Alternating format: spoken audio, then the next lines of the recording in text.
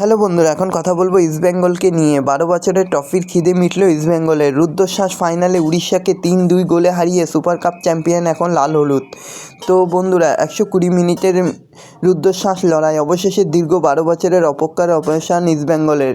ট্রফির খিদে মিটল লাল হলুদের। এক যুগ পর সর্বভারতীয় ট্রফি এলো ইস্টবেঙ্গলের ঘরে। তো বন্ধুরা, এরকমই সব ফুটবলের খবর জানতে হলে আমার চ্যানেলটিকে অতি শীঘ্রই লাইক, কমেন্ট, সাবস্ক্রাইব করতে ভুলো না এবং বন্ধুদের মধ্যেও প্রচুর পরিমাণে শেয়ার করে দাও, যাতে আমার ৪,০০০ ঘন্টা ওয়াচ টাইম পূর্ণ হয়ে যায়। তো বন্ধুরা, ইস্টবেঙ্গল তার খেলা দেখিয়ে দিয়েছে। ১২ বছরের ট্রফি খিদে মিটল ইস্টবেঙ্গলের। রুদ্ধশ্বাস ফাইনালে ম্যাচে ৩-২ গোলে হারিয়ে সুপার কাপের চ্যাম্পিয়ন হয়ে গেল ইস্টবেঙ্গল। তো বন্ধুরা, খেলাটা নেহাতই কম ফাইটের ছিল না। ফাইনালে উড়িষ্যাকে ৩ গোলে হারিয়ে সুপার কাপের সেরা এখন ইস্টবেঙ্গল। ম্যাচে পিছিয়ে পড়েও ফাইনালে দুরন্ত কামব্যাক করে লাল হলুদ।